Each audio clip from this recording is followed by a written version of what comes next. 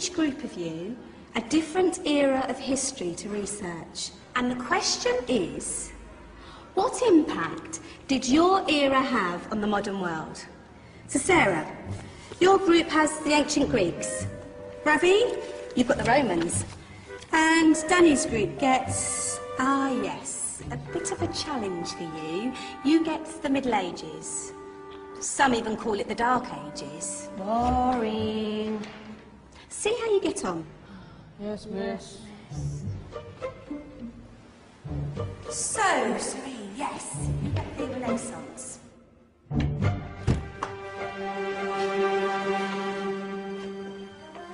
Is that the librarian?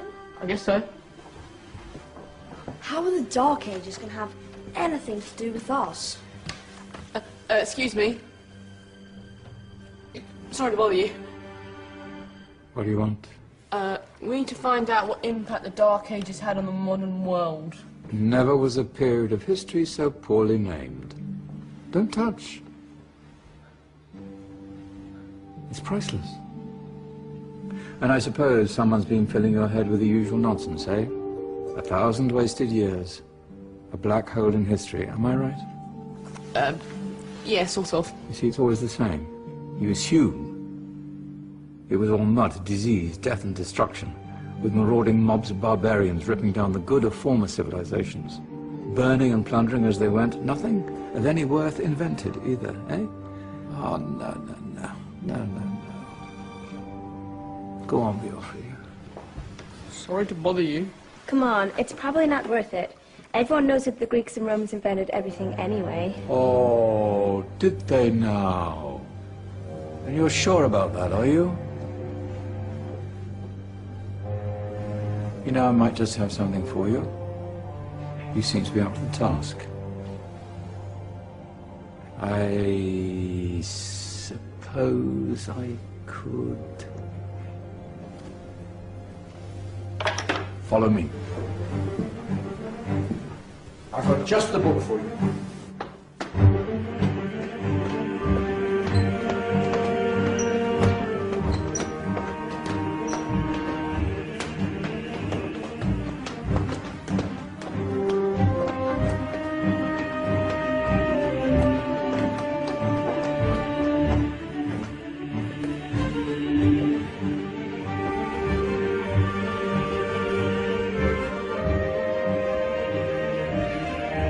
Where are we going? Who knows? Ask him.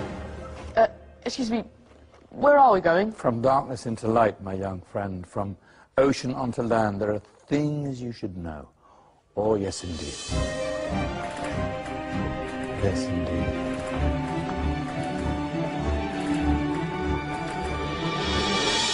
Now, I know I left it around here somewhere.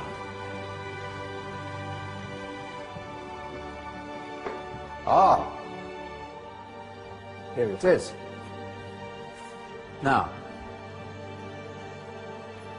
take a look. If you dare.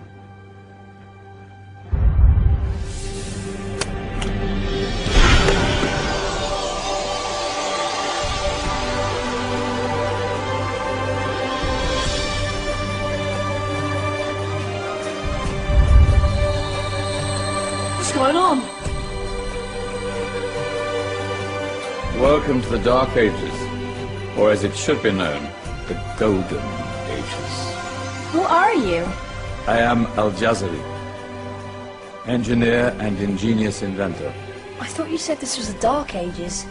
It doesn't look very dark.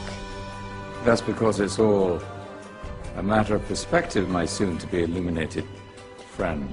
Of course, there are parts of the world that weren't dark at all, but in a civilization that stretched from Spain to China, the golden rays of discovery and invention shone over everything.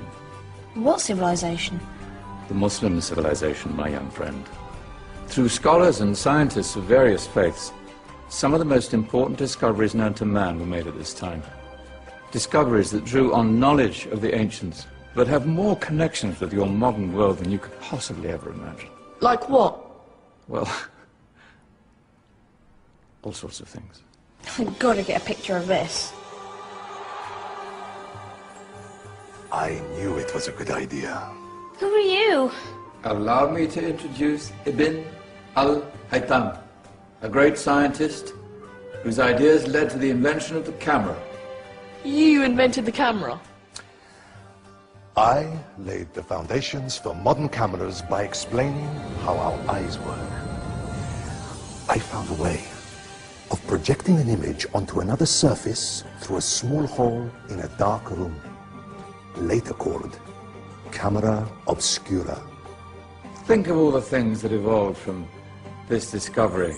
Cameras, cinema, all share the same principle. Cool. Look out below! Who's that? That's my good friend, Abbas ibn Farnas, who gazed up to the heavens, passionate in his belief that man could fly. Whoa. Indeed, he dared to dream about flying 1,000 years before the Wright brothers. Do you know you all take your jet-setting holidays for granted, so it only seems fair to remember Abbas ibn Farnas. Stand by. I'm ready for takeoff.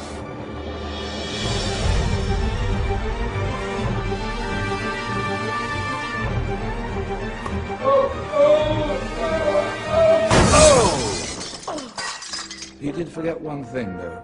A tail, useful for landing. Ah, my back. Is there a doctor in the house? Did someone call? Ah, my old friend, why don't you introduce yourself to my young guests? I am Abul Qasim al-Zahrawi. Many call me the father of surgery. Did you actually do surgery back then? Of course we did. In fact, many of the surgical tools that I invented are still used in your modern hospitals. Excuse me, a patient needs my attention. Scalpel? I think I may need some stitches. In that case, I'll use catgut. Catgut? From the gut of animals.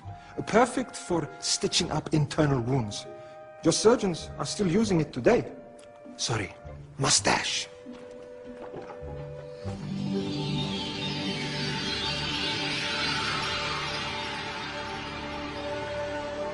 Who's she? That's Maryam al-Astrolabi, one of the many brilliant women of her time. She made sophisticated astrolabes. Astro what? Astrolabes. They show the sky and the stars on a small flat plate you can hold in your hand. Think of them as ancient calculating or timekeeping devices. Today you have your watch, your compass, satellite navigation, helping people and explorers travel the world. Science at its brilliant best. And all these things were developed during the Golden Ages. And that's just the tip of the iceberg. There were thousands of other inventions covering all areas of life, and in the years that followed, their influence spread across the whole of medieval Europe. So you see, it wasn't so dark after all. What about you? Me? What did you invent? Well, I don't want to be big-headed, but I made some groundbreaking advances in engineering. I suppose my most significant discovery converted rotary motion into linear motion using a crank and connecting rod. It's essential in pumps and engines. In fact, I've no idea how the Industrial Revolution could have happened hundreds of years later without such a device. Not that I ever get the credit I deserve. But my crowning glory was my amazing time-telling machine, my legendary elephant clock.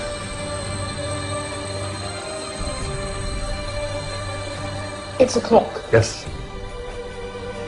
Dozens of components collected from different cultures around the world. Indian, Greek, Arabian, Egyptian, Chinese. Wow. A United Nations clock. That is pretty cool. Does it actually tell the time? Wow, yes, of course. If it wasn't for me, thousands of people would be late for everything. Speaking of time, we better get you back. And remember, Spread the word. This is a golden age, and I've only shown you a tiny part of this wondrous time. There are countless other scientists and inventions directly connected to your modern world. You're just going to have to find out for yourselves. No, wait!